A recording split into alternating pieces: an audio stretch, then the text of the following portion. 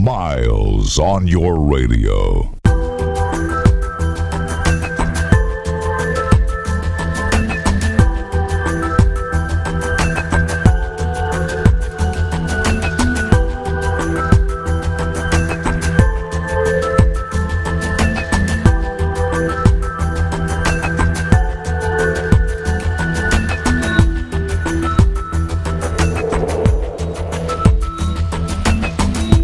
Miles on your radio.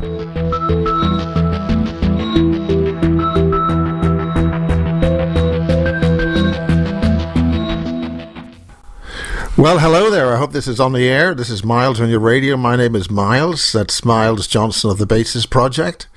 And we've been doing this for quite a while. And it's not about UFOs. It's about transhumanization. This is all actual, which is why this show is called Basis Actual. This is not a dry run. We started this in 1994. And just to get a bit of background about who the heck I am and why should you pay a blind bit of attention to a word I say. Well, I did my UFO stuff when I was 5. My physics teacher then had a better idea when I was at school. I was educated at a school. And he said that the UFO thing was a load of rubbish. Being a person who has a degree of tenacity, I thought I'd investigate this and get on with it a little bit better. And I wonder if I'm getting people trying to call me. And so I decided to set up a UFO thing in the big city of Belfast.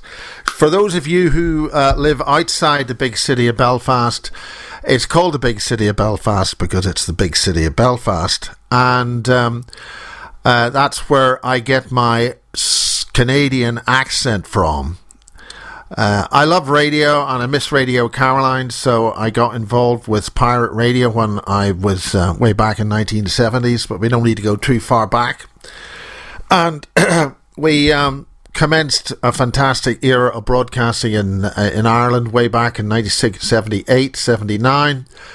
And then I noticed there was something assisting that social evolution. And I kept on doing my little bit of research, eventually running a number of pirate stations myself by building them and getting some very good people behind me. Just to get some technical stuff, I worked for the Broken Biscuit Company. Some people call it the BBC. Did that for 5 years. And whilst doing that, I was investigating stuff that was going on. And ultimately, cutting to the chase, I got fired from the BBC for putting on a 1.2 megawatt FM pirate station called Kiss FM 103.7 from the Irish border. And there were little things flying around and a few things would happen which added to a high strangeness situation in that. So this is all related to social change. Something, if you do what you can, will help you. And that's the big deal about the Basis Project. It's about if you just do that little thing, wherever you are, whatever you're doing, and you're just sitting there and you're saying, what can I do? What can I do about this terrible situation that we are in? And believe you me, ladies and gentlemen, we are in a very serious situation. Very serious. Which is why this radio station is there, and that's why we're doing it, and that's why I've been asked to pronounceicate at 9 o'clock on a Tuesday. And the Basis Project's available on basistv.com, and information about conferences and that sort of thing is available at basistv.org. So one of the things I do, because I was in the Broken Biscuit Company and my family have got a history of filmmaking, that's that 16mm stuff that goes clickety-click and takes black and white pictures and is a very long-term storage medium. Don't get me on that. But that led to Sky Television. And Sky Television had an awful lot of people at the core stage, who just happened to be involved with Radio Caroline, and I'm involved with pirate radio. So in many respects, Sky Television got assistance. That's why you have Sky Television, not British satellite broadcasting. Those were very exciting days, and I was in there on day one, not day zero, but day one, and that was an extremely exciting time. And I managed to get a number of documentaries made for some biddy little satellite station called Sky News. Nobody's going to be watching that. So we were able to get away with quite a number of documentaries which were telling stuff that nothing had been said on British television or anywhere else for a very long time, if at all. So all my involvement with pirate radio and running a pirate station in my bedroom in Belfast, and then nipping down to the BBC club, so there's no way I was involved. Anyway, that's the story. That gets us into broadcasting, and that gets us why we have the Bases Project. Because I've been doing this UFO stuff since we did, day one, or knee high to a grasshopper, and we were getting very, very strange things. So we had a so-called alien involvement with Radio Caroline, Loving Awareness. For those of you old enough, in the 1970s, early 70s, Radio Caroline did Loving Awareness album music. And the wonderful radio station's there to see if you want to go down. We brought the wonderful Karen Dodd. Who's she? She came down and met us about 3 or 4 years ago, a good few years ago now, to come and see what we had to do in the 1960s to even just play a record, for crying out loud. Just to play a record, because the music industry was completely sewn up as to what records could be played and when they could be played. You had the Broken Biscuit Company, and you had Radio Luxembourg. And Radio Luxembourg was then, of course, to generate the ability to have satellite TV, which was Sky TV and all those other stations. And all those other stations, because we had a thing called choice of broadcasting. So this leads us to some kind of external drive to produce awareness into the wider public.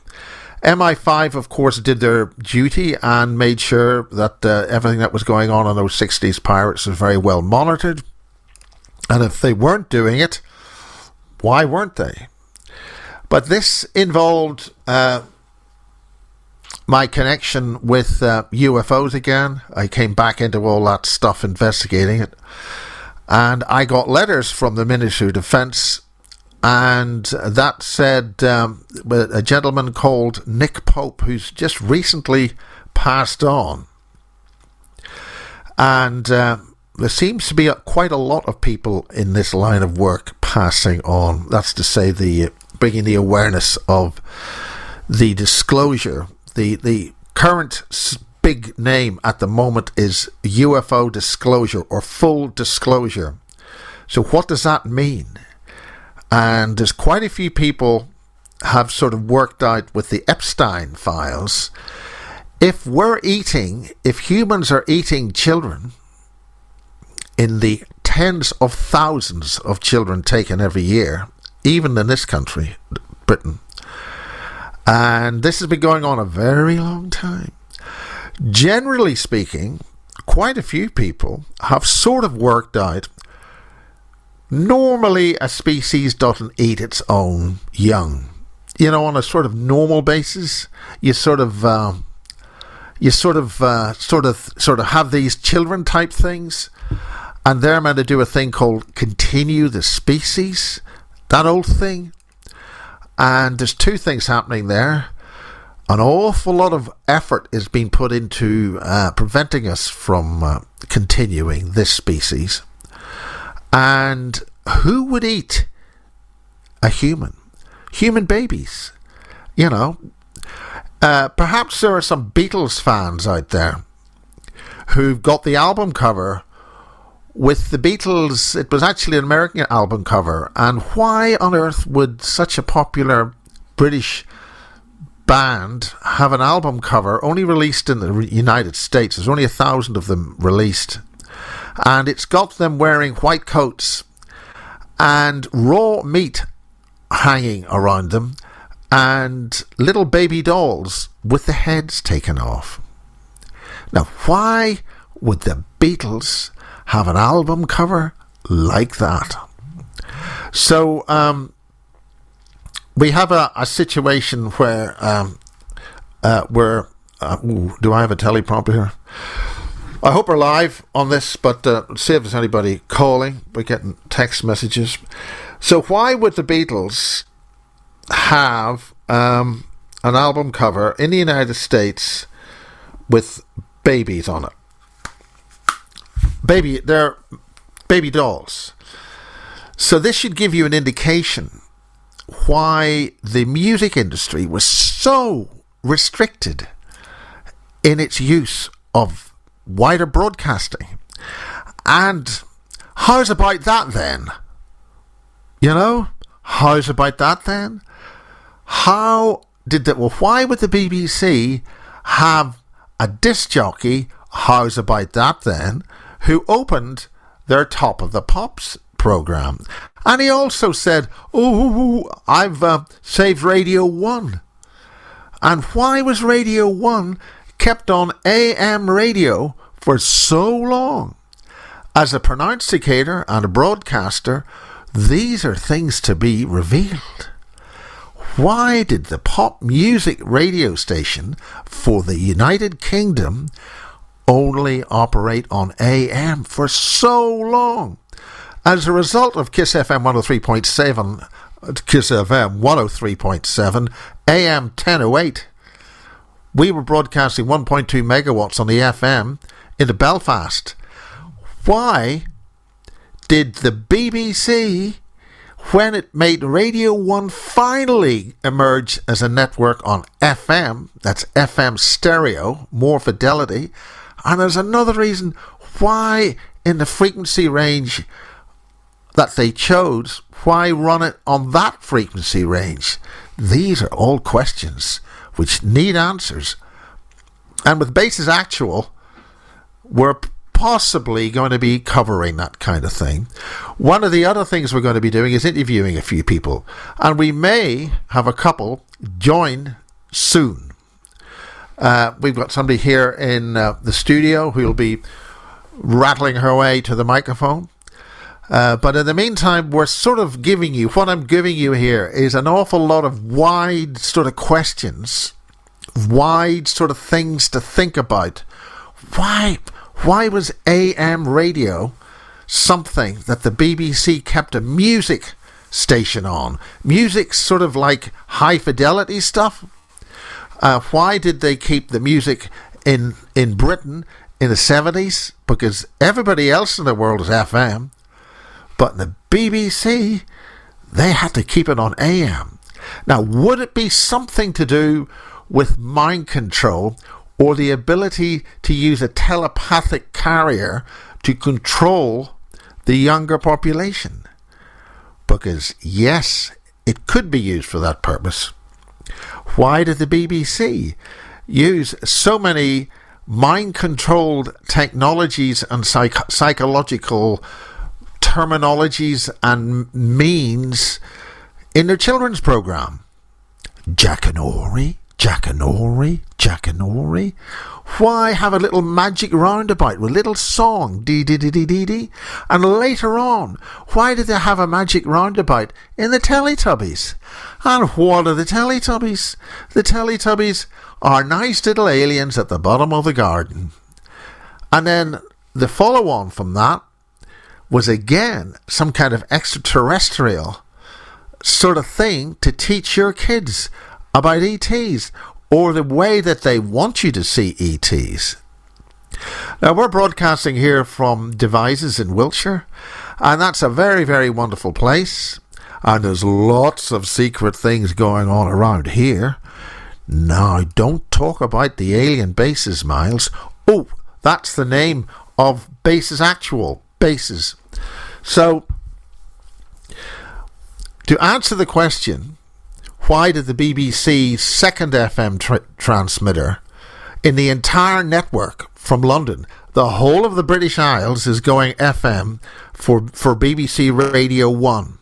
So where do you think the second transmitter for BBC FM Radio 1 should be?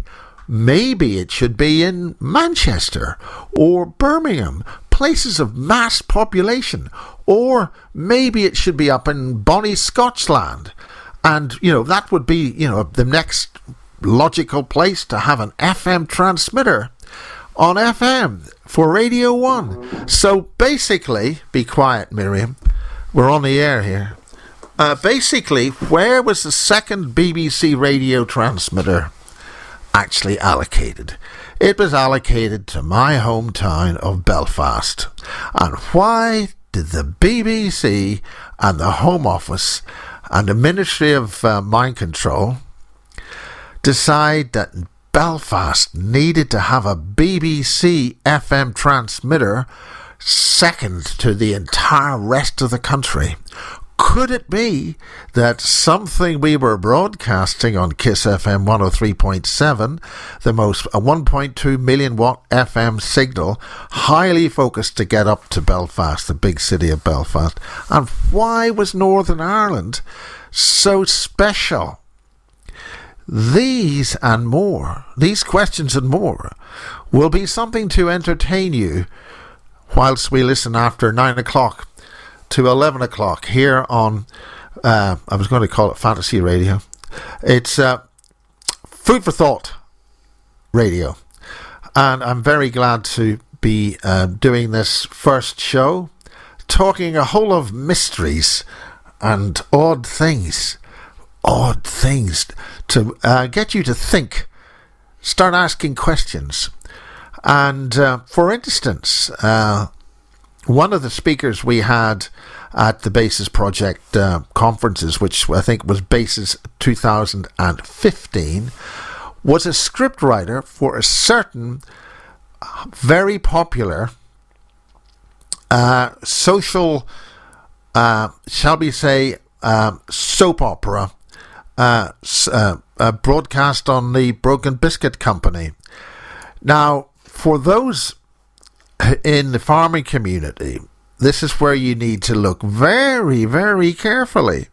Now, right now, we've got a bit of a hissy fit and a tantrum happening in a place called the Gulf of Hormuz. And strangely, an awful lot of people are focusing on the amount of oil that they can't get out of there. Now, there is a connection to this, my dear ladies and gentlemen. You've got to understand the way these connections weave and connect through many, many different types of things. Most people just think this is going to affect the price of the pound in your pocket. And it's going to affect the price of petrol and diesel put in your cars. No, it's not going to affect that. And right now it's affecting much, much more important things in the agenda that's been launched against all of us. And that is the price of fertilizer. Now, one of the key things that happened in World War II, and this goes back to the Archers, this goes back to how the BBC was used to educate people to survive the war and all that sort of stuff. And an awful lot of things. I'm just going to look through a couple of our things here. I'm looking at the studio thing here, and I'm pressing buttons or moving a mouse, for God's sake. So the point is, for our farming community, you have been used to use fertilizer to maximize the amount of food that you produce, which is of course why they're putting loads of poisonous toxic solar panels on your land to permanently poison the groundwater and the soil. Every place you put solar panels on your farmland, the toxins coming off those useless pieces of shall we say, deliberately engineered false efficiency electric technology. Mirjam, don't talk about the things that you were involved with in France, or no, she comes from some place called Hordel Portal Land, the Holy Land or something. Holland? Anyway, solar cells are made of highly toxic materials. The runoff from those highly toxic materials go into the ground, which is why they are putting thousands and thousands of those things into prime agricultural land. Now, there's another thing that you're told about these solar cells, is they synchronize with the electrical grid and provide power to the electrical grid. So the ones in your house, for instance, I've got a next door neighbour with this older ones, extremely inefficient things. I think one photon in, you need, I think, 5 or 10 photons in to produce one electron. Okay, they're the grotesque, stupid things. If you look at the ones they use on spacecraft, they're much more efficient, and they also get really hot. So they've got to have a thermal radiation on it. That's why a lot of these solar panels in deserts and stuff end up blowing up and things. Anyway, the important thing is that, and don't mention about that hail that rains on them and smashes them in heavy, thunderous weather. Those panels that we've noticed here in Wiltshire are there to supply the underground bases which are underneath the panels. In order for those panels to work to supply electricity to the grid, there's got to be a high voltage transformer somewhere converting it to high tension electricity, which goes through wires, which is somehow governed and properly regulated into the grid. Because, for instance, the man with the solar panels just across the street here, if I turn on all my computers with a big thug, 1 kilowatt powering up, whoosh goes the electricity meter. And then I've got another computer, gaming computer or something, for my edits for the Basis project, which is basistv.com, basistv.org. Then I'm powering another 1,000 watts, powering for my electricity supply. Are you telling me that the solar panels just across the street will miraculously power my computers switching on? And don't mention the tumble dryer. Mirjam, I told you not to mention the tumble dryer. She's mentioned the tumble dryer. You're not allowed to have tumble dryers. So when you turn your humble tumble dryer on, and you turn your computers on, they go whoosh, suck power out of the mains in a big surge.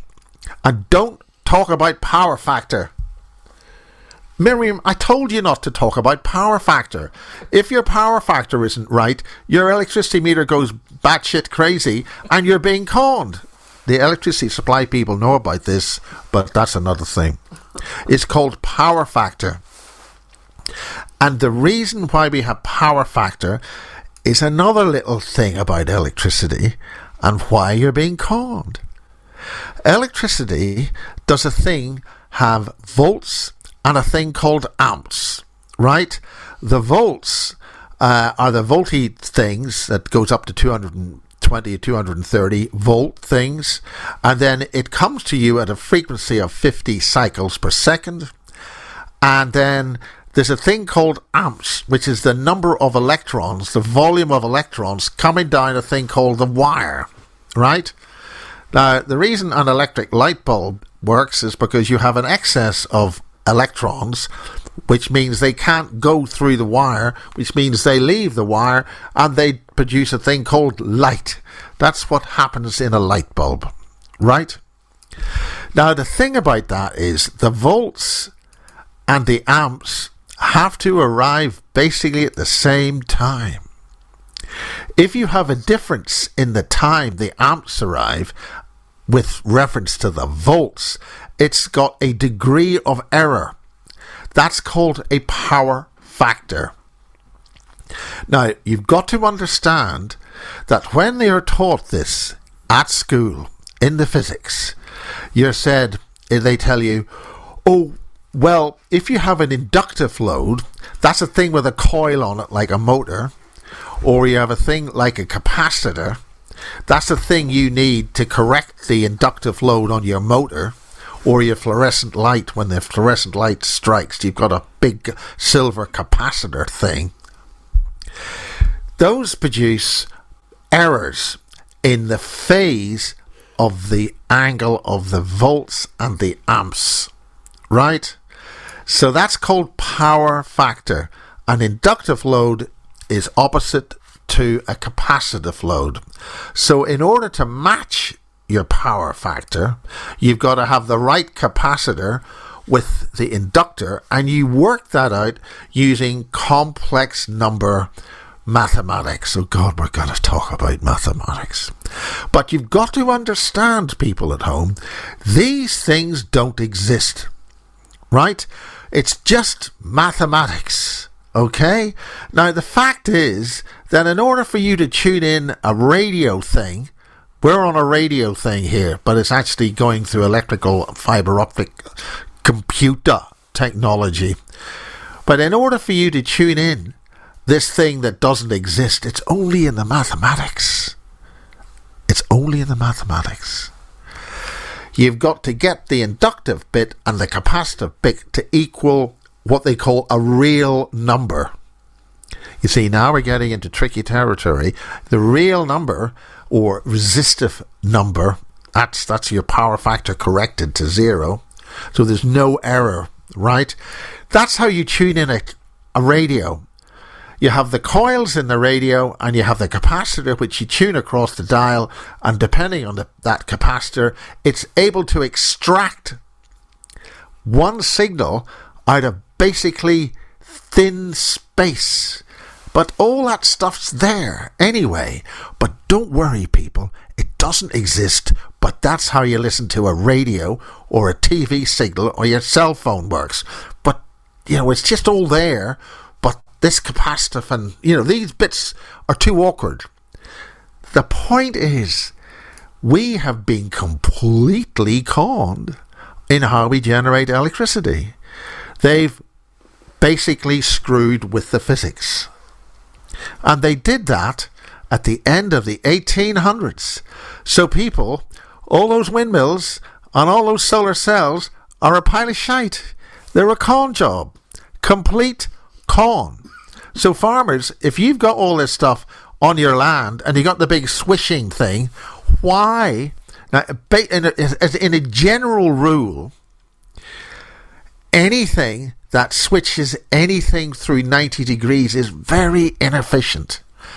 If you have a copper pipe, right, and you put your hot water through it, or your waste pipe, going through 90 degrees, generally not a good idea. If you've got your sewage pipe leaving your house and it goes into a hard right angle, it'll stop and block. Okay? Doing a 90-degree turn of anything ain't a good idea. But it's a good idea when you're swirling a bloody big propeller and it's swishing around, causing all that noise and other effects because it's causing so much damage and hurting the air molecules. And don't talk about the ocean and propellers with ships and stuff. And don't talk Victor Schauberger. I told Mirjam not to talk about Victor Schauberger. I'm the scapegoat here. God almighty. Now, why are we talking to Victor Schauberger? Because that is using a complex type of physics and prime numbers. But that doesn't really exist anywhere. And don't talk about it when it comes to complex number space and people who walk around with little aprons on and half a trouser leg pulled up. Don't talk about those people. They're just disturbed. They think they're onto something until it's too late. Isn't that right, Mirjam? I told her not to say that. So the point is, we have a situation where we have the most stupid 90-degree rotating structures rotating 90 degrees on a vertical pole, which produces a low frequency into the ground. And where do they place these structures? Introducing low frequency energy harmonics in a phased array into the Earth's energy system. For instance, if you go to Brighton, Brighton's a very important place. For those of you who have heard of stuff about the fountains of Brighton and Colin Bloy, don't mention Colin Bloy. What we're talking about is the manipulation of complex number space. If you have correct and the 1+1 game, again, your power factor is dependent on that. And if you have got the wrong power factor, you get ripped off by the electricity people. And the electricity people who supply you with electricity are not suppliers of electricity. They're just taking your money and making money out of it and screwing you into the ground. They're not supplying the electricity. The people who run the generator type things, which again is gerrymandered to continually require the input of some kind of energy, such as coal or nuclear energy, which is all another con. And everything basically involving electricity is a con. Because the over-unity possibility to create what people call free energy, it ain't free energy, it's using energy from the vacuum. You have a zero vector where the plus vectors and the minus vectors come together, produce a stable 0 point. All that was in the original mathematics from Maxwell's equations, the key to the science of engineering, which creates the electrical power that we have today, was gerrymandered. They fucked the physics. I've been told this after 9 o'clock, so I can say that. They've screwed the physics, and they did that approximately at the end of the 1800s. And guess who was involved with that kind of thing? Some guy called J.P. Morgan and a lot of other of those characters. So what did they do? They decided to hold a party on a boat and sink all their business rivals. Gosh, that's never happened before. And who was involved with that? I told you not to mention the Germans. And this is where we have the basic screw up in our most recent history on how the Germans used the correct science to develop technology to get them off-world, which is where our little flying saucers come from. Now that's what's going on around here in Wiltshire.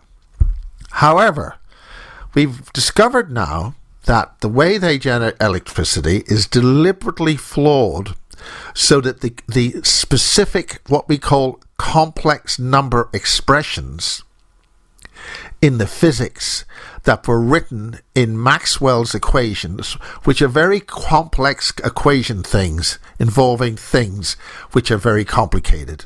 But basically, that gives you the ability to go faster than light and gives you a whole lot of physics which gets you places in the universes instantly.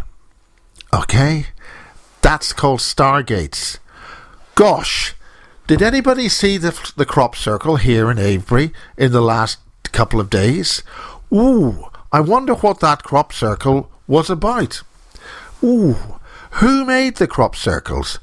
A bunch of guys with planks, and some of them use other means of... we're in the place of crop circles. We're near Avebury, and this is introducing Mirjam, who's been to Avebury today. But I told her to be quiet. She keeps nattering on in the background there. She'll be talking soon. Now she's laughing. God almighty. So the point is that there's a crop circle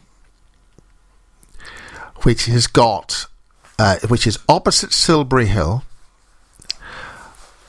beside West Kennet Longbarrow, and very close to Avebury stone structures. Now, did you know, Mirjam, which I told you to keep, she keeps talking here. Did you know, Mirjam, that the Avebury stone circles have got an exact replica on Mars. We had to bring Mars in somehow. Now, why would there be so many structures on Mars which have got an analogy here on Earth? And why do the Cydonia five-sided structure and the face on Mars, why has the face on Mars got a rather flat-fronted face?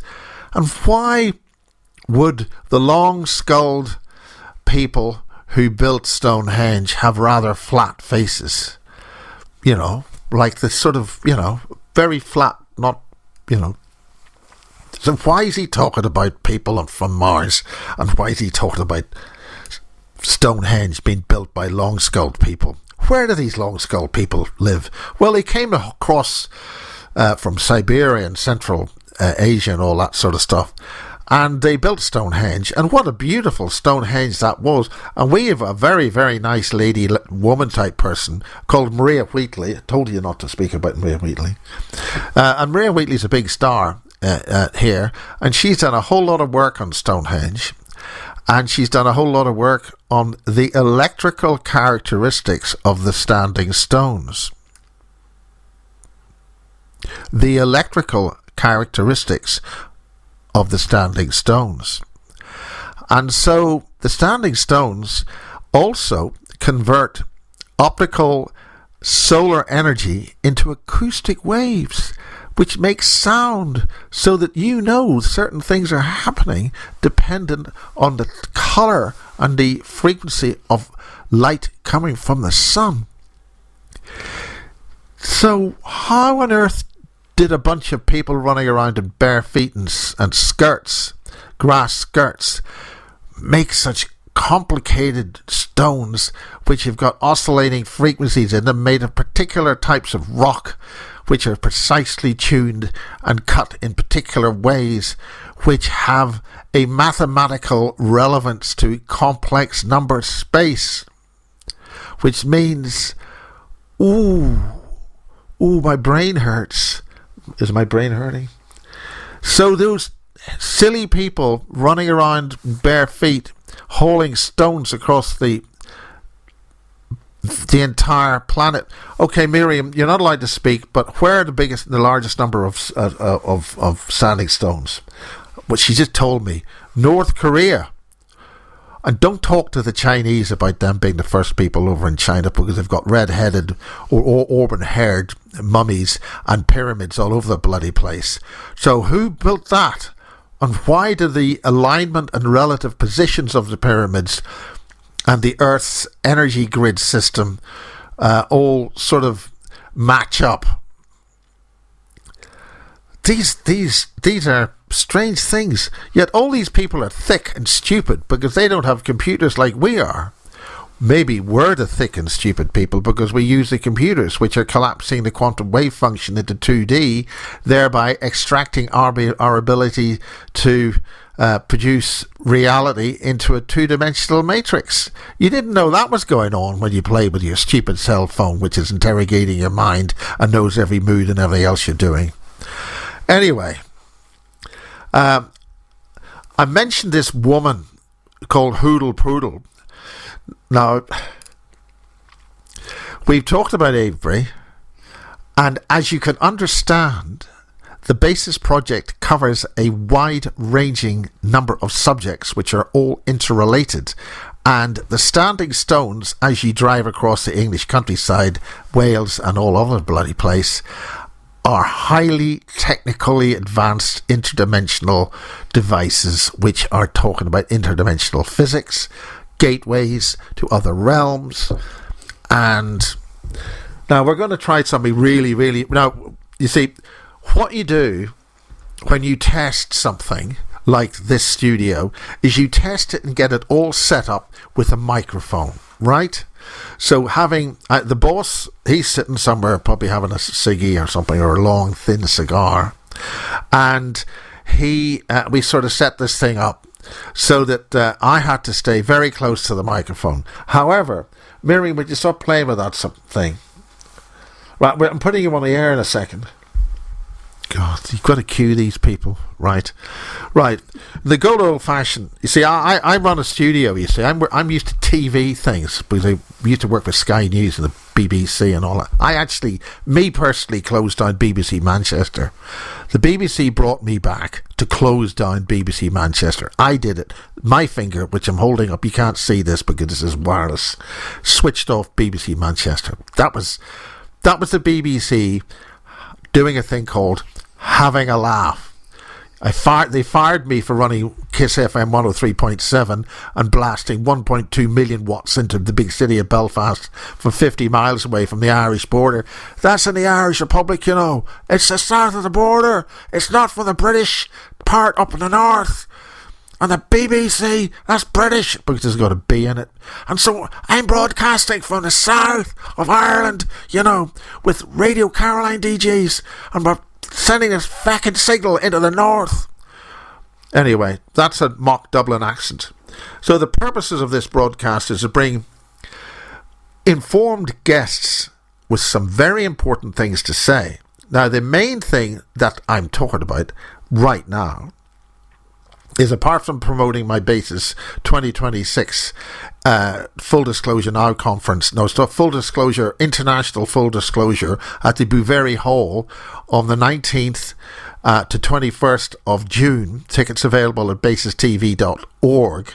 And that's a full disclosure. That's a disclosure, red hot, oh my God, look what they're talking about.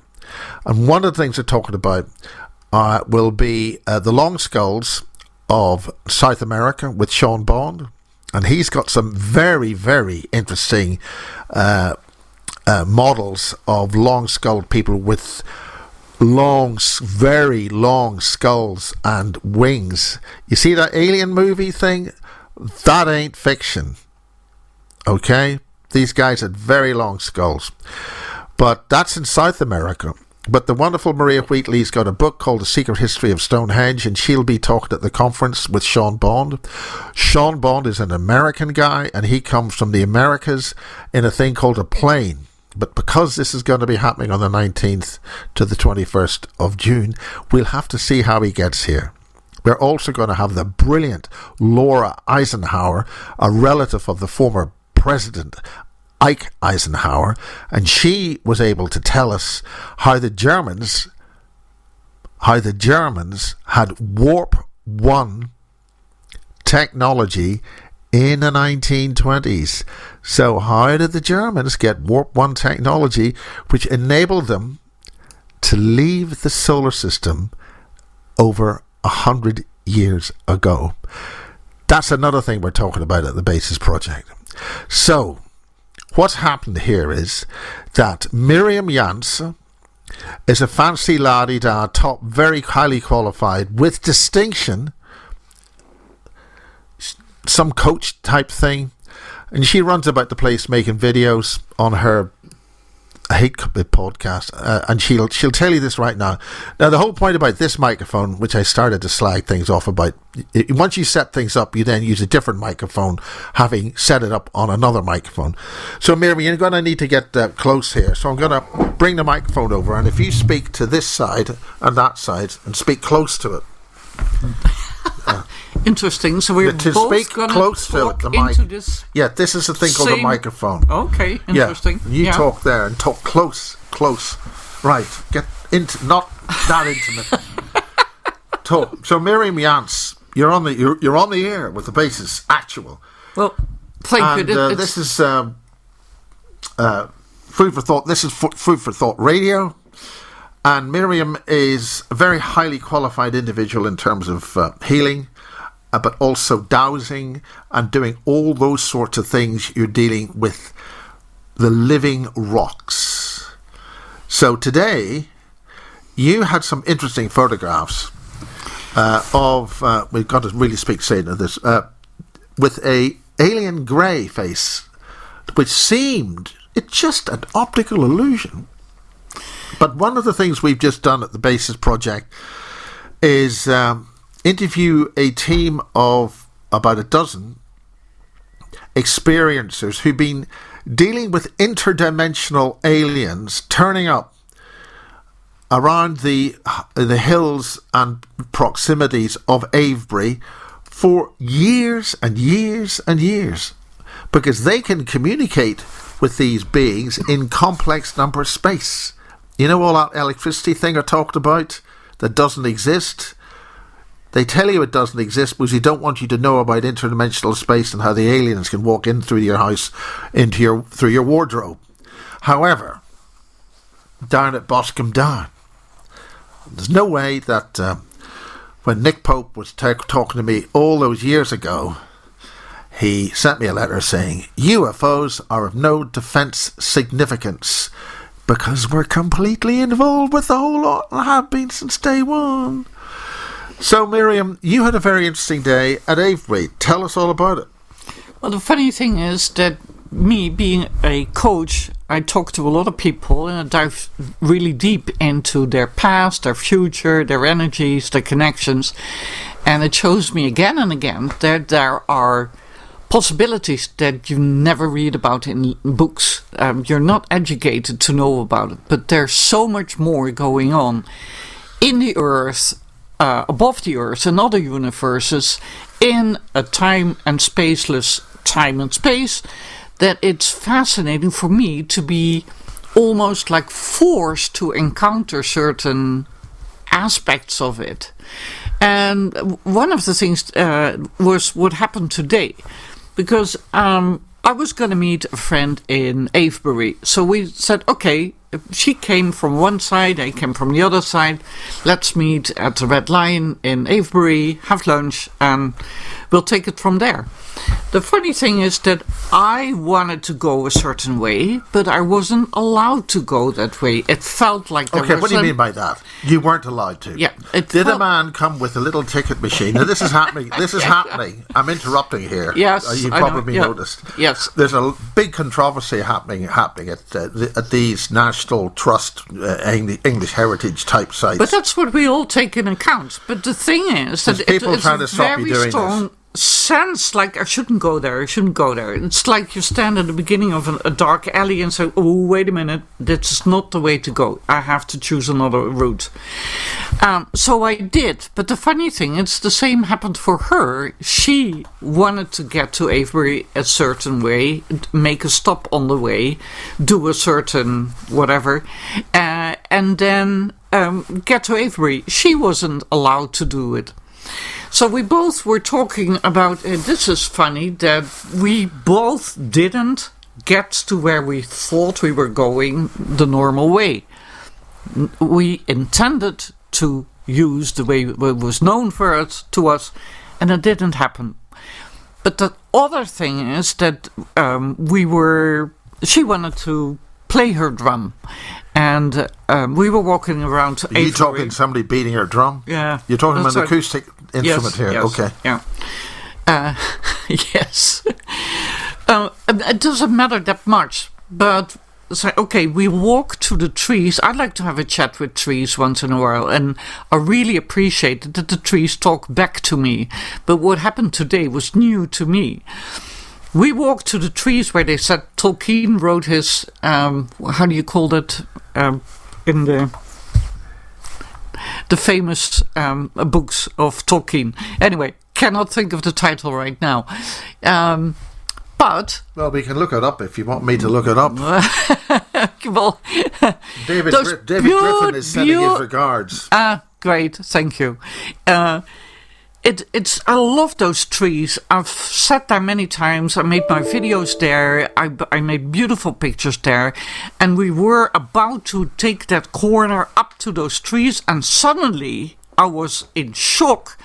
They put a lot of tiles, like a footpath, on the place where the roots normally are of these trees. Now, this is a big deal because people who haven't been to Avebury wouldn't have a clue about this. There are some ancient trees there. Yeah, and along the outer ridge the outer circle of the main Avebury twin circle, stone circle environment, and those roots are part of the beauty of Avebury. And you're telling us that they put stones on. And again, like it's getting more and more programmed. You do this and then that and then that. And so where's the adventure? Where's the playfulness? Where is the exploration? Where is the new discoveries, the experience that is unique to you? It's made into a ready-made package, which I don't like. So I'm not going to those trees, although I felt like I needed to pay my respect. So we sat on a hill across the path looking at those trees, and I said, okay, let's calm down here, let's sit, let's tune in a little. We were having a conversation on the shifts that are happening right now, where a lot of people go through changes that they never expected to go through. So you can change your direction in life just automatically, just in a very natural way, without really realizing why you choose to change certain things. Your standards will change. You will set new boundaries. And we were talking about the fact that a lot of, let's say, other realities, otherworldly realities, things that connect us to other layers in the earth and in universes, are part of this whole shift. And at that moment I was making a few pictures of Avebury, and poink, my camera goes blank. And that happens when there's a very strong energy. Poink, has to be noticed by me. I said, okay, that happened. Then I made a picture of trees at the end in view. And it would be like close to the road from... Yeah, the geography of this is, for those who don't know about Avebury, is that you've got an outer circle, and in the middle of it you got a pub and a little village called Avebury Village, whatever it is. Yeah. So the key to this is, and one of the reasons it still exists, is because there is a road through it, and in the right of the middle of it there is a pub and a little community, and there's another manor house nearby. Outside, I think, the main ring, but within that ring there are two interlocking stone circles, of which most of the stones were destroyed by the church. You always blame the church. Oh, you got to blame the church if they're going to go wrong, you know. So the point is that there's an awful lot of destruction there, but at the same time, if you didn't have that public access with two roads going through it, a main road going to Swindon and Marlborough Devizes, and there's the road at 90 degrees to that for the local community of people who live within the circle. So the outer circle, which is the main ridge with a moat or whatever, is actually split into 4 sections. Yeah. So you have the beautiful trees, Tolkien trees, that are on one part or end of a quarter now, Mirjam, of the henge. How long have the trees been talking to you? Now, lots of people talk to their plants, but not everybody says the trees talk back to them. And don't bring the king into it.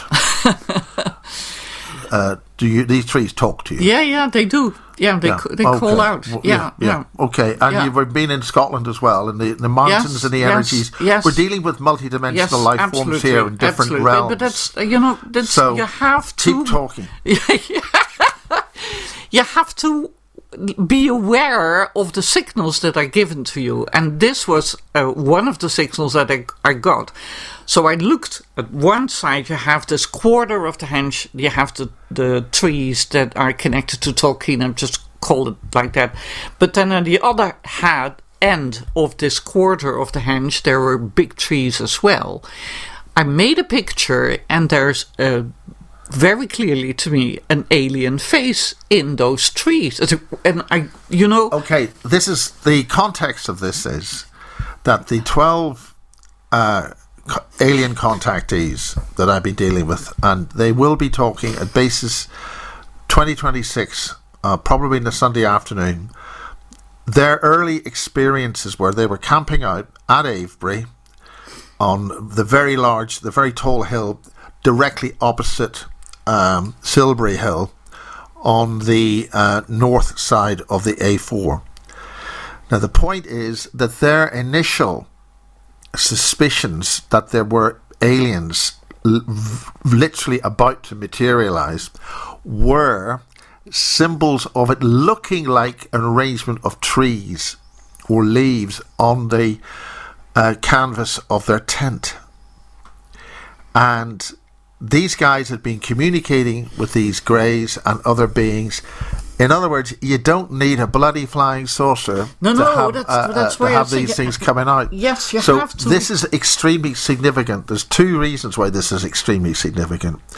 We've just put in, that's to say Miles, has interviewed this team, one of the members of this team, only a few days ago, and he's explained, and I put it on YouTube, how he had been outside the tent and they'd been camping there many, many times and all sorts of things going on. And he said, I can't see any aliens, whatever it is, and went back into the tent. His colleague was waking up and he says, they're about to arrive. So he got up, put his boots on, got up, walked outside. 12 greys turn up, all different types, and a very interesting ET. We call them ETs even though they're interdimensionally present, and they've just decided to allow us to see them, or allow them to see them. There was an octopus octopus head type being, just like you see with Johnny Depp in the Adventures of the Caribbean movie, the Pirates of the Caribbean. And who are the pirates? They're Knights Templars. So we got a situation of lots of little bells going ding, ding, ding. Exactly. So the symbol of this type of communication is similar to the way that those guys have over a decade or more of experience with interdimensional ETs at Avebury. So Mirjam's at Avebury. The tree design has given her a very clear look of an alien face. And I'm happy with the... And that's how it works. And the crop circle, which are made by Peyton, shows two gates, two portals connecting with one line. Okay, keep talking. This is the way you read this kind of stuff. Yeah. Well, the nice thing is that I know from experience that I have to watch the signals and the signs, and it's not always obvious to everyone, so it's something you have to exercise as well. It gave me a shock, and it was again a shock. So the detours, the fact they couldn't get to the trees where I used to go and to have a nice chat, and this alien face. So okay, we said goodbye, I drove off, I went into a road, and I thought, Well, just while you're thinking about going into a road and saying, this is now halfway through the show. It's 10 o'clock, British summertime. And this all started with Barry and Lisa. And I'm going to play this. And this is a station break. Oh. Okay, you want to know who we are? So here, this is how it started. Which ID do you want? Hi, I'm Lisa Williams. And Barry King. Well, for the last 18, 19 months, I've been trying to get some information out to the public. Information regarding a certain secret installation over in Berkshire, the base. At the base, they run a social manipulation program. Includes brainwashing, genetic engineering, genetic experimentation. They've also been involved in creating life forms there for quite some time. The program is behind a lot of the abductions that take place. A lot of abductions are military organised and executed. I was involved with this program between the years 72 and 88. With the help of some defence intelligence people, I managed to get out away from the program, and with their help, a lot of information, as I say, has been passed out now to the public since February of last year. Okay, you want to know who we are? I've forgotten myself. Which ID do you want? Well, that's Barry King, and that's Lisa. And they were explaining way back in the summer of 1995 how in British bases they were making aliens. They were called program-generated life forms. Anybody heard of a guy called Elon Musk? He's got a German heritage via South Africa. Yes, making aliens for use on the lunar base here in Berkshire, England. Boscombe Down. Avebury's got greys. The whole lot's there. And we'll be joined with Julia Anchorhaven in a second. But just to let Mirjam finish off her point, continue. Thank you, Miles. The funny thing is that I again took another route and I saw Silbury Hill in the distance and said, wait, again, I am not doing what I expected myself to do, which is a change in habits without me really choosing it, which is, I think, very interesting. But then, okay, I made some pictures of Silbury Hill and there was a funny sense there as well. While I was tuning into Silbury Hill, I made a picture and to my surprise there is a reflection or a double of Silbury Hill in the clouds. It was a very clear analogy in the picture of... The trouble about that particular hill is that there's a little place with a windmill in southwest Wiltshire, and it has a similar type of hill, similar shape. And I was visiting there with the former head of Project Libertas a couple of days ago, and that hill has the same shape that's on the clouds that you're talking about, and that's where they did body swapping. Humans having a soul swapped out with reptilian or other types of ETs so that the humans could walk amongst us with an alien inside it. Okay, Julia will follow shortly. Yeah. If that's the hill where I tuned into as well, I've seen it. I've seen the tubes with the probes and the experiments in them, and I was shocked to be able to see it. But it also showed that they weren't able to use it, implement it in society anymore. So that, to me, that was a good thing. It was closing down. It was closing down. But also... right now, the fact that they showed me a Silbury Hill in the clouds meant, like the face of the alien in the trees, that other dimensions want to be seen, acknowledged, confirmed, experienced, and be part of our lives right now. To me, that's fascinating, even if I don't understand it, how it works, because I'm not a mathematician. But I sense it when it's true. And that's what I like. And that happened today. So thank you very much for allowing me to share this. But what other things happened while you were in bonny Scotland? And Julia, you can join the conversation if you want. Hello, Julia. Hi, everybody. Can you hear me okay? Yeah, I can hear you. Mirjam can't. Okay. I cannot hear you. Yeah. Okay.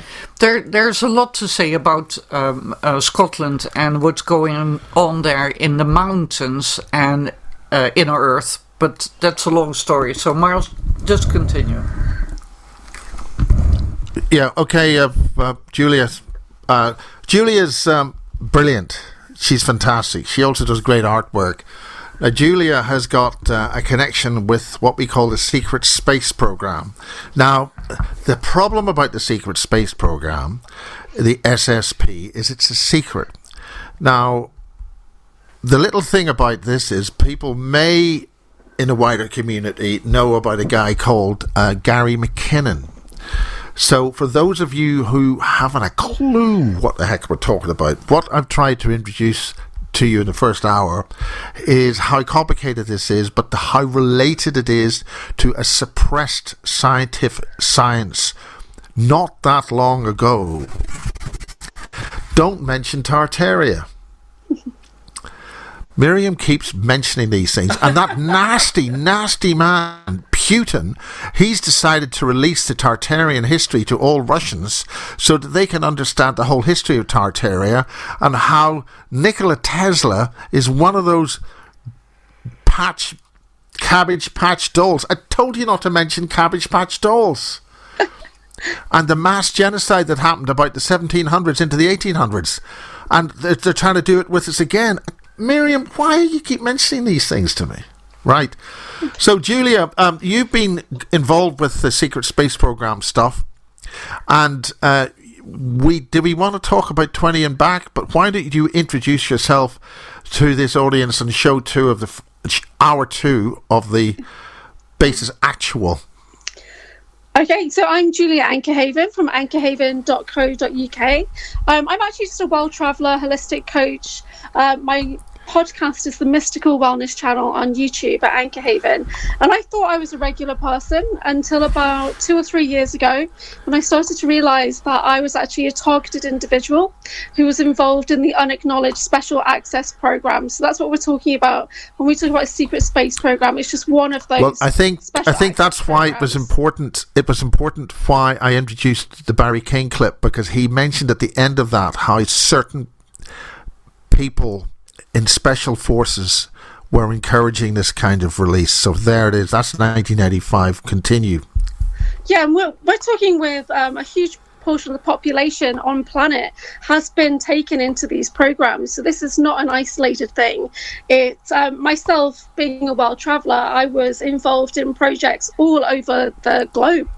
So I left the UK around 2022, thinking that was a natural progression to go travelling, go to Australia, go to India. But what I've realised in my discoveries is that every place I went was close to a deep underground military base.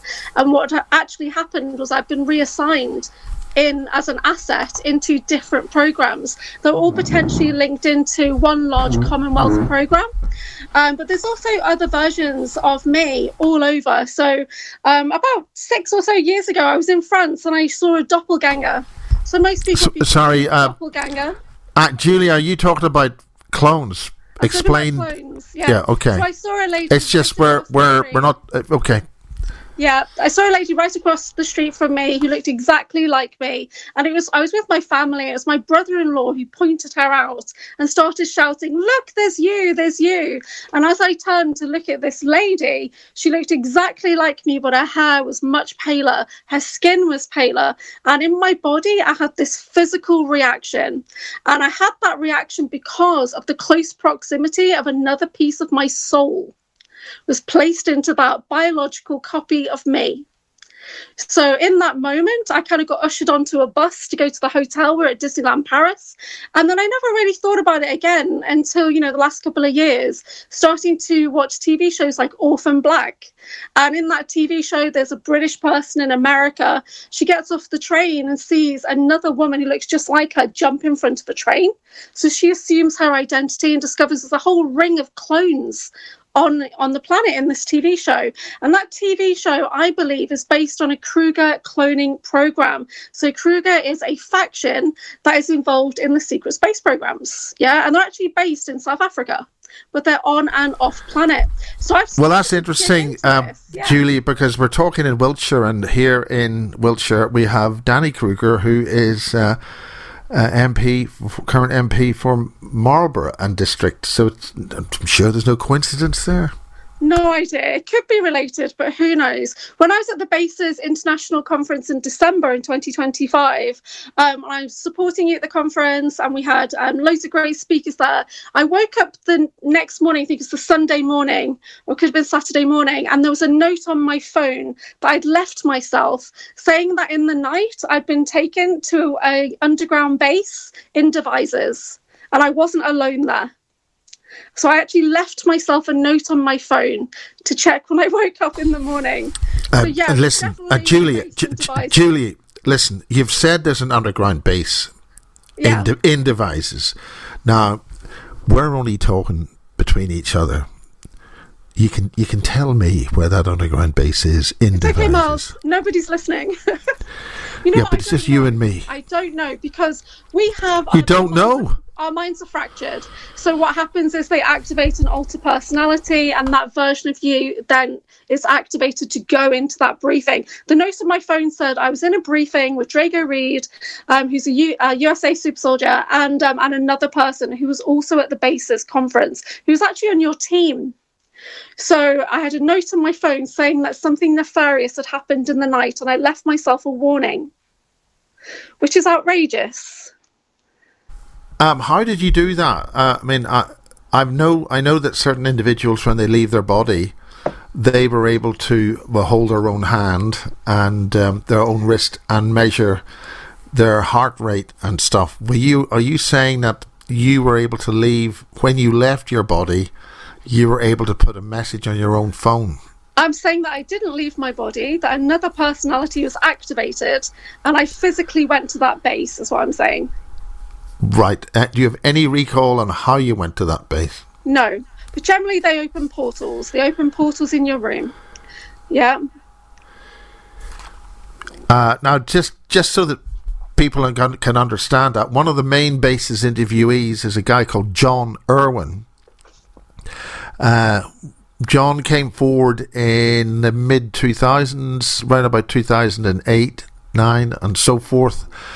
And he's written a book called One Step Beyond the 16. Now, he's British military forces from the 1950s. You're talking 1957 until the end of conscription at the end of 1959. Now, he was immediately on conscription at the age of 17, I think it was, or whatever it was. He immediately was sent to join a special elite military force called the 16, and that was operating in the Far East, in the Middle East at the time, effectively Lebanon, before it all went belly up. And they operated in 4 teams, 4 sets of 4. The bottom line is that the information there, the key objective of that secret military force was to recover data banks, which they did at Jarabah in north of Jerusalem. The map there's changed so much, but they got these data banks from a Bilderberger type secret meeting in the desert. And just before the team went in, 2 flying saucers took off from the desert, and they were pretty beaten up. They were pretty well used flying saucers. The team went in there, wiped out all the people concerned. They got these 2 ancient data banks, thousands of years old, and it contained information on how to open, navigate and use interdimensional portals, such as the one at West Ken at Longbarrow. So this is 1959, and John Irwin published a book about this and how he was part of this team. So this is once again special forces releasing information about interdimensional technologies on how you navigate and go different places in the universes. And that is why Julia's statement is so important. Okay, Julie. Okay, where would you like me to go next?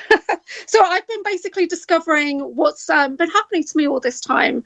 And for a long time, I just thought my life was crazy. You know, bad things would happen or people around me would be super controlling. And then I started to discover that I was actually getting targeted. So there was outside forces. And the first time I really knew this was true, I was actually in York. I was camping. I was alone in a tent because I visit mind, body, spirit events. So it's very expensive to stay around York, as most people know. So me and my partner at the time were camping, and I was alone in the tent, and I got this voice to skull kind of attack come in, and it was 2 male voices saying really mean things. I can't even remember what it was now, but it was overtaking my mind. And the reason that happened that day was because I've been doing some healing with a friend at this event, and what had happened in that healing was that my mind had started to open. It started to kind of crack open the compartmentalization of the mind fracturing. And I'd had a vision of myself where kind of brass rings had been dropping away. And so something had happened, and I think I got people's attention.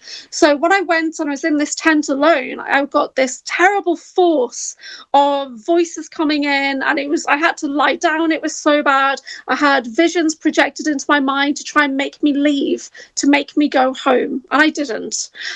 but from that point, I was more aware then that, okay, this isn't normal. This is outside of me. This is not me being crazy. This really happened. So I started to document everything, and I started to notice the patterns. So I'm an analyst. In the programs, I'm also used as an analyst. So I started to notice the patterns of when I wake up, when I go to sleep, when I get pain in the night.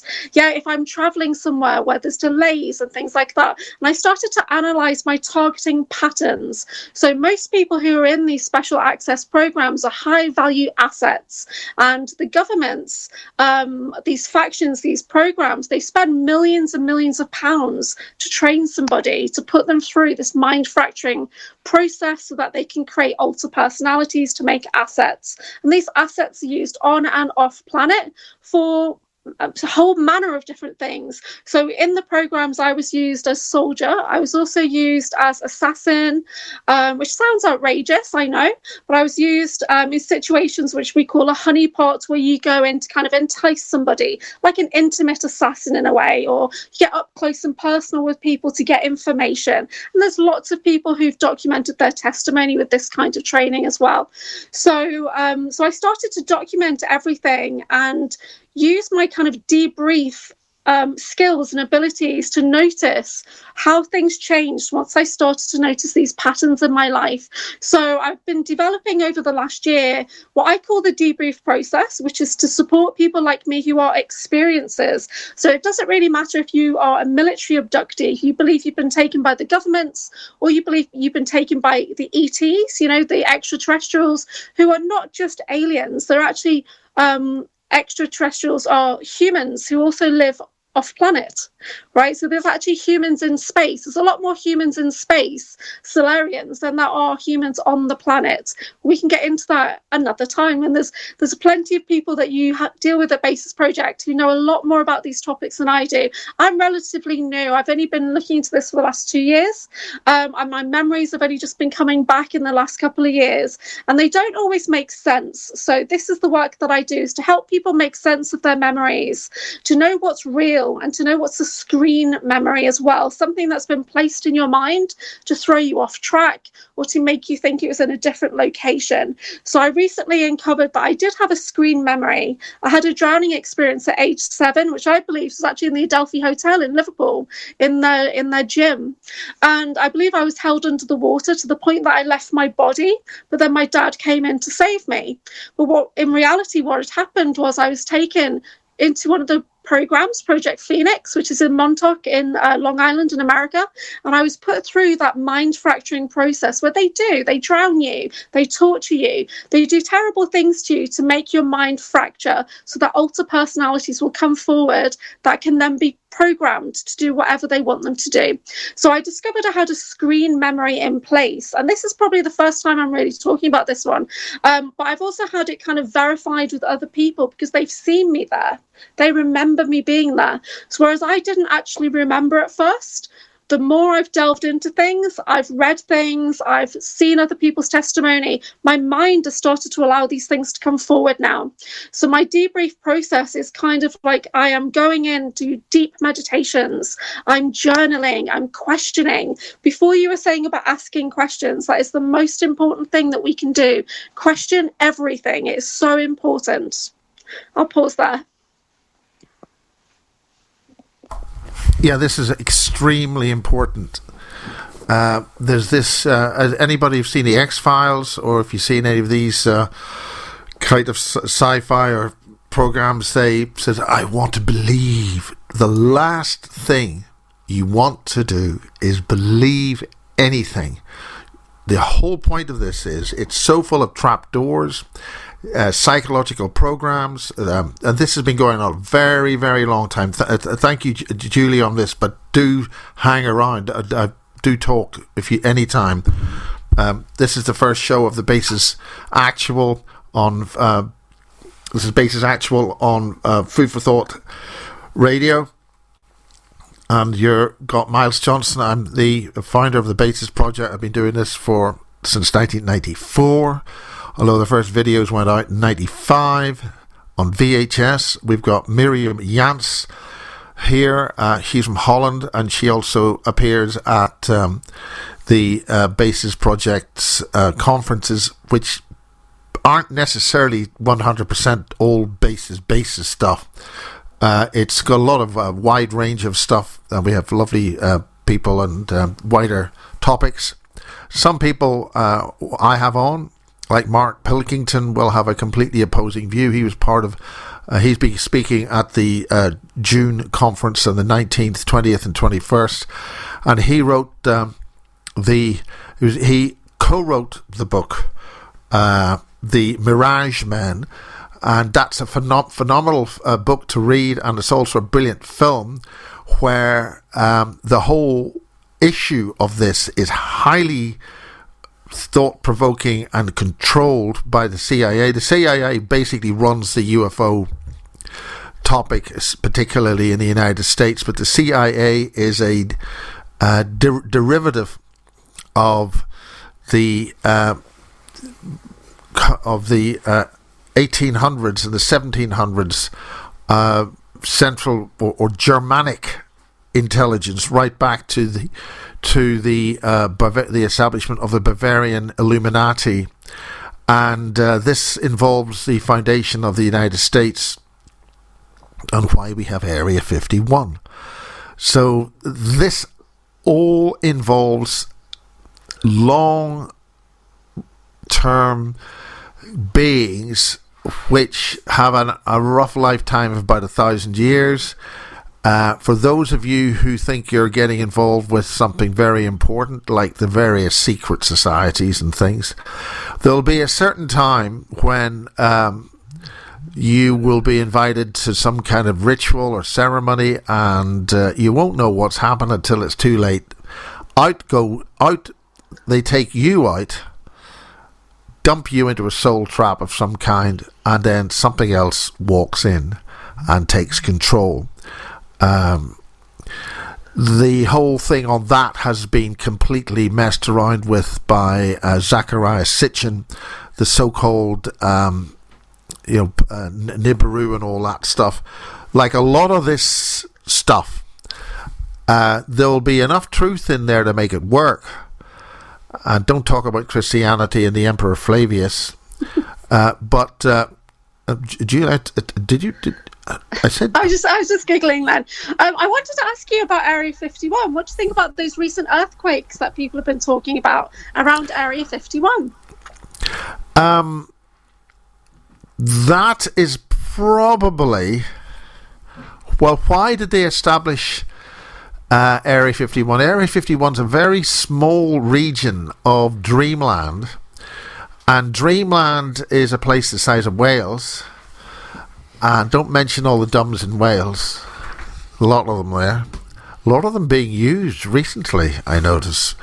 But also, why blow up an awful lot of atom bombs there, or big bangs?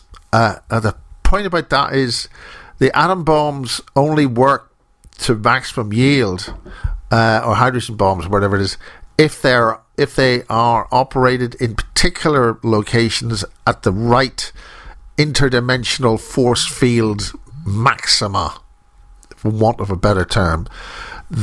Roughly speaking, the whole nuclear thing's a bit of a con. For instance, so the Area 51 thing, they may have been destroying the deep underground levels of stuff there.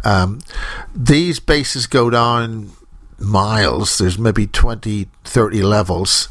The base complex near Devizes, which is basically the Vale of Pusey stretching to the M4, and then you've got sub bases. One of the things that Barry King explained was the network of bases that uses all this stuff. You got Peasmore AL499 in Berkshire, and then beside that you've got the Welford base, and then they connect through the whole hypertunnel system with the Rutherford Appleton laboratories, and that's where the sort of civilian lot get in. You've then got the base at It's not Hungerford. Hungerford, I think. And Greenham Common. Greenham Common is one of the bases where the school children are all taken into in their thousands for these secret access, for these special programs. And two or three of the children that we know about was the late Max Spears, James Casbolt, Sarah Adams, Matt Todd, and Dave Marrow. And I did an interview with Dave Marrow explaining all this. And this is the super soldier stuff that we talk about. Like myself at Peacemoor Base, John Whitberg has been to Peacemoor Base. He's an American super soldier, the author of The Man with the Periwinkle Eyes. Now John Whitberg hopefully will be a regular contributor to what's going on here. But tell us more about John Whitberg, Julia. Yeah, so he is, he's quite a young chap, but he has a lot of memories. He was mind fractured, and one of his alters is Cal Delsho, who is the kind of character based in the book. So he's written a kind of novelistic style, so more people will be open to reading it. But he's on book 5 that he's writing right now. And he really does go into a lot of these different programs we're talking about, including things like Montauk, which is Project Phoenix. But with the Peacemoor Base, the project that I remember being involved in was Project Mannequin. I know I was a scientist. I'm not too sure what we were doing over there, but I know James Casbolt, Michael Prince, has also talked about being at Peacemoor in Project Mannequin. So this is something that I'm still trying to work on getting the memories back for. In my experience at looking at where the bases are, you just need to find locations that have active nuclear licenses. Explain that again? Yeah, so when you look at bases in the UK that are nuclear facilities, or in America even, that have an active nuclear license, it's because there's radiation on site. And they'll say it's because they were doing... the thing about that, Julia, is it's not radiation from a nuclear weapon. It's radiation when they operate these faulty gates that they had. For instance, one at RAF, not too far from Wootton Bassett. Yeah. RAF... not going to like me for saying this. Ooh, what was that? RAF, what's the RAF base beside bloody Wootton Bassett? It went bang a few years ago, and there was a radiation leak there, which went up to about 120 rads. Yeah. Well, what's the name of the bloody place? Anyway, there was a road that was on the immediate perimeter of the base, just south of Wootton Bassett. What's it called? RAF Lynham. It's now MOD Lynham. They had an interdimensional gate there, a bit like like in the TV series Stargate. Yes. And that was being powered by a Draco power supply from a crashed ship that the British recovered the relevant power plant from that, which is crashed in Antarctica.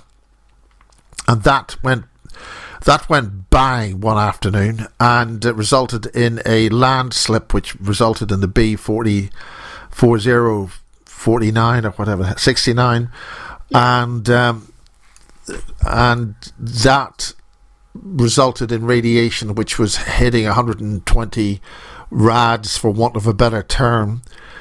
And the interesting point about it is, when I went down to research that, the radiation at RAF Lynham, when you drove like a lot of these towns, like these bases, you've got the civilian section where people live in the outside world, and then you've got the secure base itself.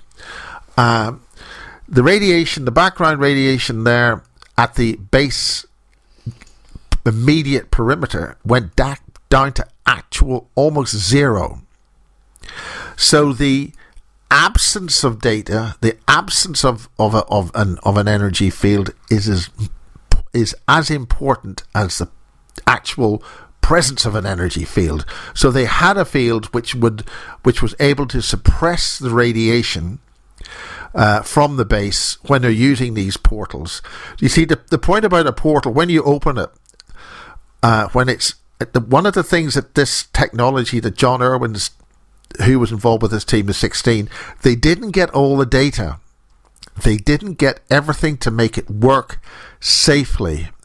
And there's an awful lot of people who've in the German technology, which is the Naucht Waffen, and in the secret space program, a lot of abductees. Some people we know, they then suffer peripheral necrophagy, for want of a better term, because the perimeter, you're effectively dying when you operate these jump gates. Well, I can speak a bit to this because some of us have the ability to offset that vortex sickness, and it comes from our natural abilities, you see. Well, explain that. This is very important. Yeah, so I don't know all the particulars about the vortex sickness, but Audrey Walters from Starseed Netlink, she's like a galactic guide, and she goes into a lot of it in her book, which is Space School Lessons, Volume 1. But you'll find that a lot of people who, like myself, were used as a portal kit. Title again and author. Yeah, Space School Lessons, Volume 1 by Audrey Walters, and she's from Starseed Netlink on YouTube. Yeah. So and just while we're mentioning YouTube, Mirjam, mention your site, please, right now. Oh, yeah. Just to put everything I said into perspective, Miles agreed to edit the pictures that I made today into a video, and you will be able to find that video on my YouTube channel, Mirjam Janse, Transformational Coach. And congratulations to everyone who's still listening to this radio show, because you're part of the big thing that is happening to all of us. Without you knowing it, it is happening through you. Celebrate. Thank you. Ladies and gentlemen, the way you spell Mirjam is pronounced in the English language as Mirjam Janse, okay? Mirjam Janse, okay? Back to you, Julia. Oh, Mirjam is amazing. She's got so many good bases videos as well on your YouTube channel and basistv.org. So we were talking about Stargate and the portal technology, and this is ancient technology that's on the planet. Unfortunately, the elites, the dark forces, the regressives, they do not have the actual DNA ability to power this, to use the technology themselves, which is why they seem to target a lot of us who perhaps have Celtic DNA, like the Tuatha De Danann DNA, because we do have that ability. That's why the Irish thing is so important in terms of the DNA structures of those who survived the Great Catastrophe. Yeah. And that's one of the things that the Irish, i.e. Aryan, the Atlantean Aryan, because there's a wonderful book called Ireland, Land of the Pharaohs. How does Ireland connect with the Pharaohs? But that's another thing. The point about it is we're talking about Tuatha De Danann and the area southwest of Ireland called High Brazil. Why is it called Brazil? Like Brazil. Why there is a race of gypsy type people, for want of a better term, who carry a similar name, and why their DNA and genetics are so important. So there's an awful lot of things hidden in plain sight, and why things happen. Why effectively Ireland is a client state of the secret German cabal, which operate that stuff that generated Area 51, and that goes back to 1700s. So that's another little thing to throw in the pool here. Okay, Julia, continue. Yes, I mean, whereas everyone on the planet has psychic abilities, some of us have more active psychic abilities, which we call psionic. That's that military term for psychic in action. Because we have those abilities, we can transcend time and space if you have the right training, or you have the right remembrance. So they do use people with that Atlantean or Celtic DNA to go through those stargates. And one of the things in the programs that you hear a lot of people talking about is all the torture and the mind fracture. They were looking for children that had that natural ability to power this technology, because they couldn't do it. So we also have that ability to offset radiation. So I know this is true because I used to work at a nuclear processing plant, and I was on site for 6 years. And after a while, I started to really think, my dose, it must be really high. And they always say, no, your dose is exactly the same as if you took an international flight. And that's for a full year working on a facility like that, right? But what I actually had was I was starting to get like ET guys, like the Zeta Greys, were dumping extra radiation on me to test how much I could process, to test how much my clones perhaps could be used to power different technologies or to go to different bases where there was a high radiation. So when I started to investigate the bases that I remembered, one of them was in America, which was JPG, Jefferson Proving Ground. And this location has an active nuclear license, and they say it's from storing weaponry or it's for weapons testing, but it's not. It's for everything that was happening under the surface. And it's the same if you look at a lot of different places. You'll be able to track that nuclear license because it's still active. Right, so that's one key that I found for anybody who's looking to kind of, deep dive into bases. That's the first key I found that maybe not many other people have. There you go, Miles. Exactly. So it's always a good idea to get a little Geiger counter and just see what the radiation levels are and when the background radiation goes up. It was very interesting when we were bombarded with... No, that's another subject.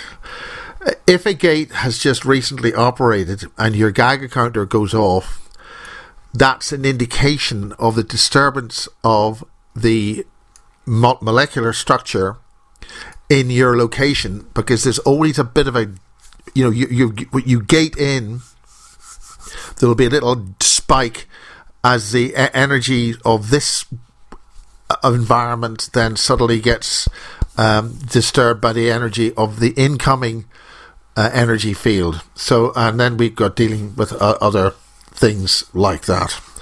So the time is in the last half hour of this show tonight, and the important thing that we're going to be doing in the future is having guests like John Whitberg and people like that. And this is an ad hoc show. It sort of empathically works the way it is, and we are going to be doing this every week, and the Basis Project is holding its second major conference on disclosure, and that is at the Avebury Hall in Wiltshire, central Wiltshire. The main reason it's there, it's a Pusey.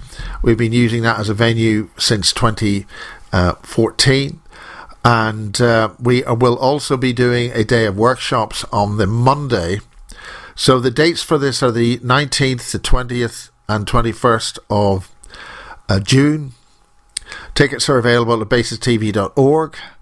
And we're going to have Laura Eisenhower. We're going to have a wonderful woman called Beverly Rhodes. Beverly Rhodes, they tried bumping her off in one of the 7/7 bombings. She was in the bus and she survived.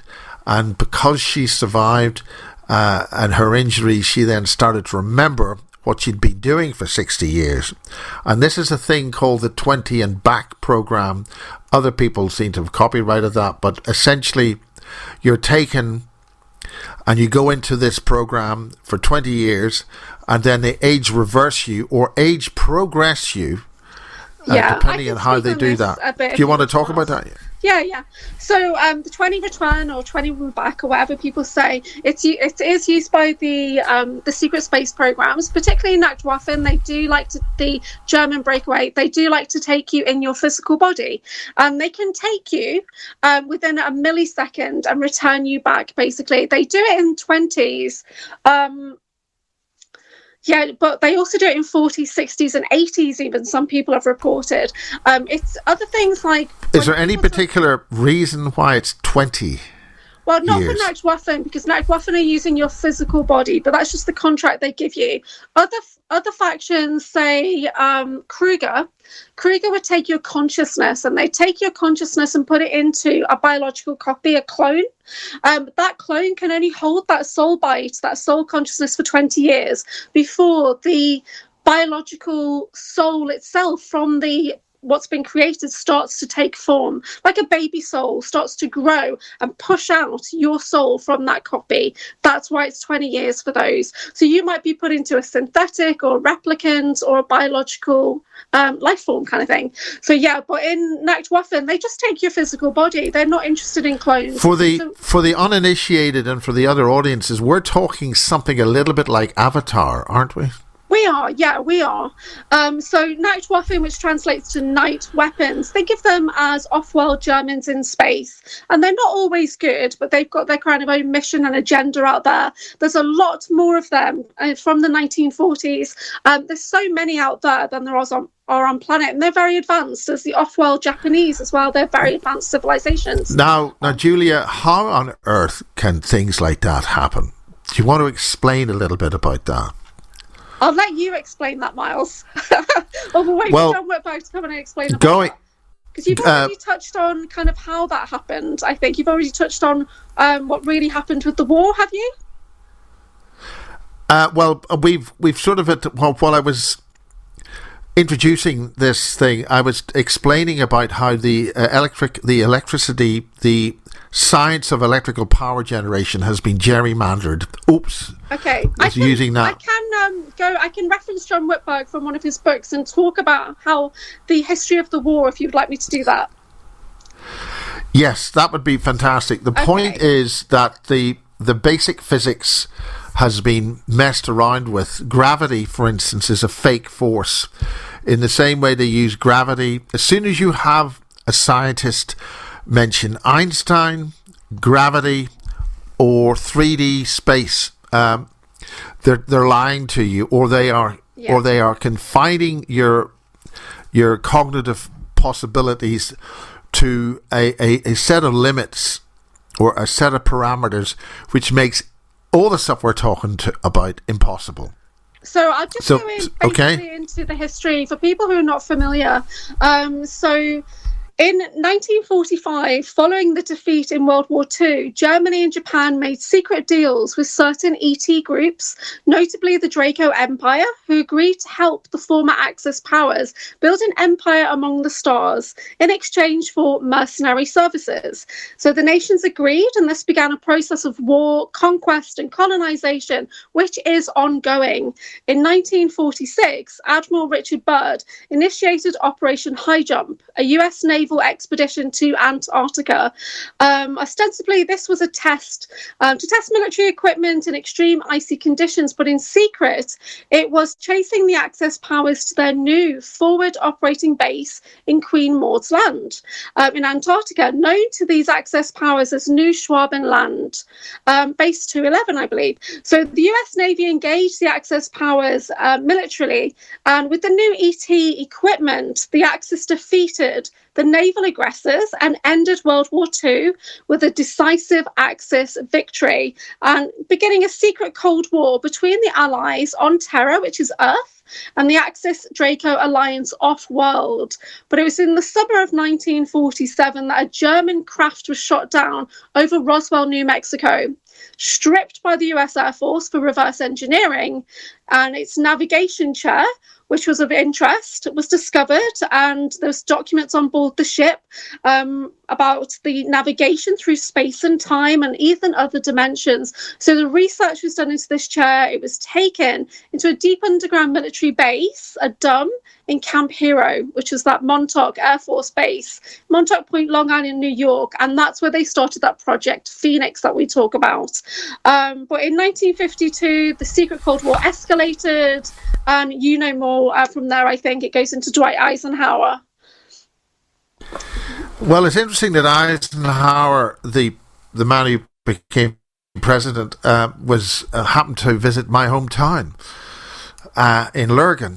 And Lurgan is the name for the Black Rock. And it's known that, and this is where the sentient oil comes in. And since the Germans knew about the sentient oil, that's to say there was about 12,000 years ago, there was a meteor storm which deposited large amounts of these meteors, which came down in southern America, and some landed in Northern Ireland. And that sentient oil is sort of like a wet black rock, and some of that seems to have landed in my hometown. That's to say, all those years ago.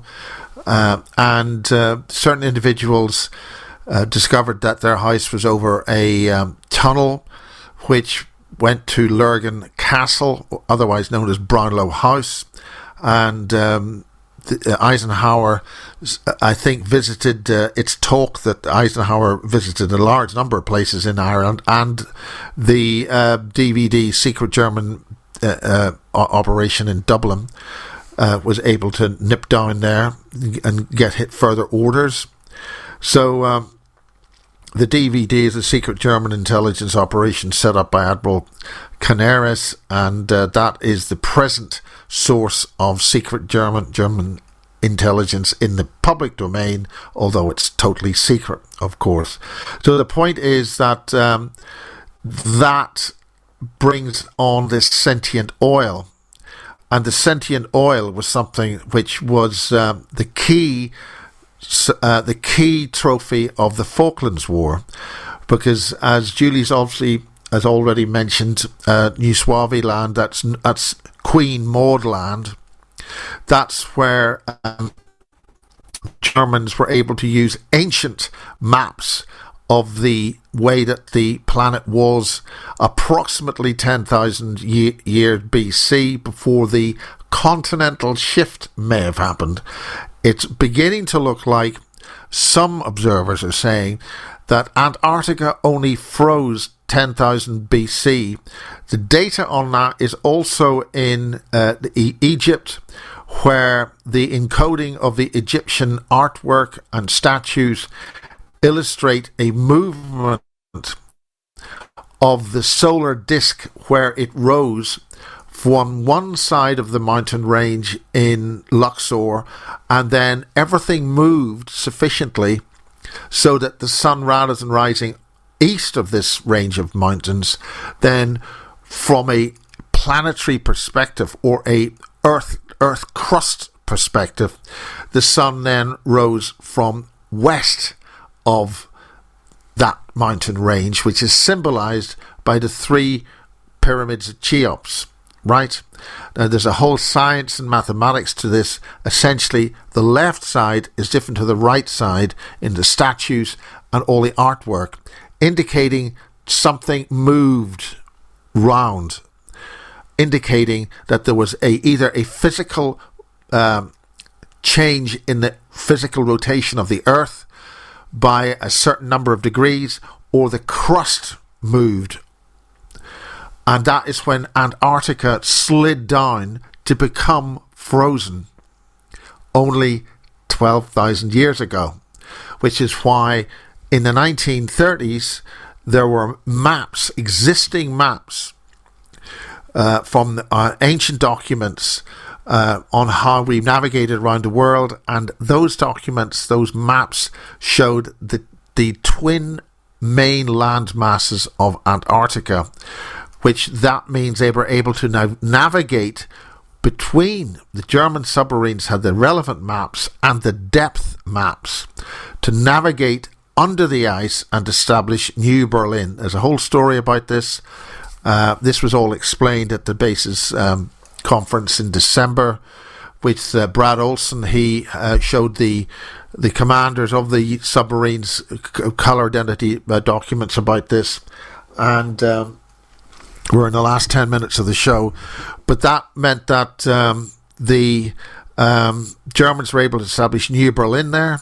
Meanwhile, the British were picking up on this, and they had a listening post of an island on an island quite north of Antarctica, but it was in the Antarctic ice region, and they were picking up Enigma encoded signals from somewhere in Antarctica, and that is why Admiral Byrd went down for a second trip. I think he actually did a total of 3. The last one, they had their ass kicked and they fled from the region, and they did a press conference. I think 1947, they did a press conference in either Venezuela or Argentina, so they could tell the story before Admiral Byrd got back to the United States, where he basically was told to shut up. And then that led to the death of Brian Forrestal. I think it's not Brian. Forrestal. He was the first head of the United States United Armed Forces, and he ended up having a little bit of a fall from the 13th or the highest floor somewhere. So they bumped him off. One of the many people being bumped off, and this de facto gives us the flying saucer technology, which is completely run by the CIA, who are in control of the disclosure movement. And this is why we have the independent disclosure situation happening now. And you're listening to one of those shows doing that on this radio station, Food for Thought. Now, on an agricultural point of view, we started this with the Iranian side of things. Now, the Iranian sentient oil, which is connected to the sentient oil of the planet, that warned us that the Iranian oil is sentient. The oil that the Germans were using, which was then fully recovered by the British during the Falklands War, that's extraterrestrial sentient oil, and the British tried to weaponize that, and the oil didn't want to kill people, it wanted to create life, and that killed a lot of Marconi scientists. And this oil in the Iranian oil, which the oil whole system is another subject, but the oil in Iran explained to this source, as the time ticks by, that it explained, we are here to clean up your mess. So what it's doing is, you'll notice in this war that we're in right now, that the Iranians have got access to an extremely high level of extremely creative, intelligent ideas. And that is what we discovered in the pirate radio stations I talked to earlier. It's called the Intelligence Transfer Sequence. That's what we called it at Kiss FM 103.7 1988. So they have got and this is for the wider, all you people out there, if you just do what you can in your small way, wherever you are, you will get help. And if you take the opportunity to do that, you will get help and protection. And that's key to the situation we are now in, where we are faced with an almighty anti-organic life weapon, an enemy. And crucially to this, going back to the agricultural point of view, to finish this point, the loss of fertilizer from the Gulf of Hormuz, that is because in World War II, farming was rebuilt to pump all these chemicals and to demineralize the food baskets of the world.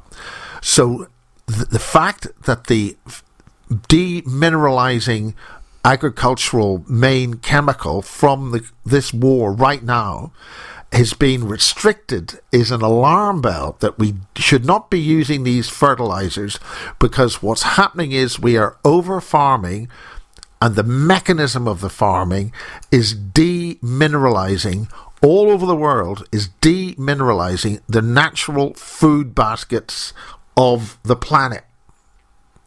So we've got to stop that. So farmers, you got to stop doing what you're doing.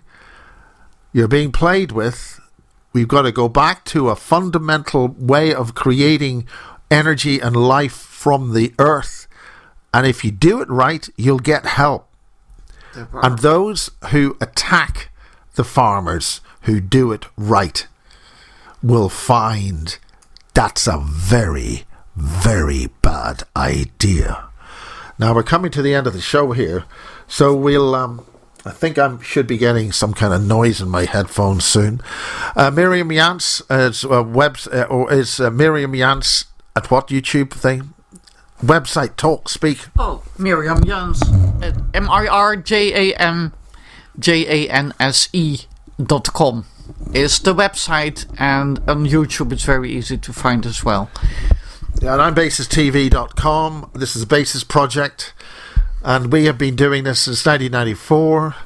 And it was Barry King who came along and said, with Lisa Williams and wonderful couple, just explaining on how we are making generated life forms, programmed generated life forms in the underground bases in this country, using the heel prick test when we are all born in the British Isles, and I think with all the empire countries, they get your DNA of your mother and the baby, and they track you through your whole system, and that's why people go disappearing to go into these programs and go into these secret space programs, and that's why there is such movement in the governments to kill us all.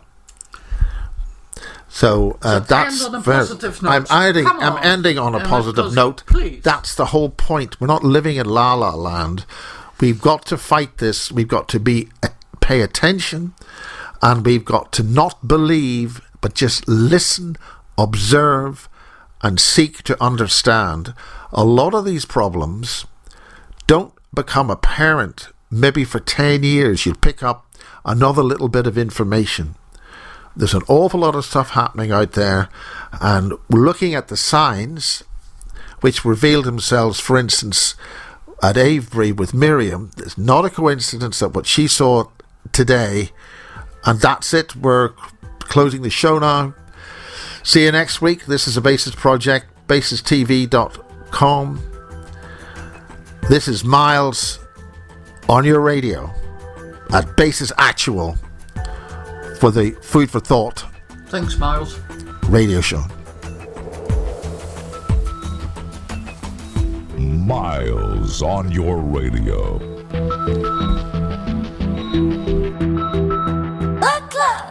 Wake up your mind. Move. Fill up your day. Point, point. Smart little voice that brighten your way. You're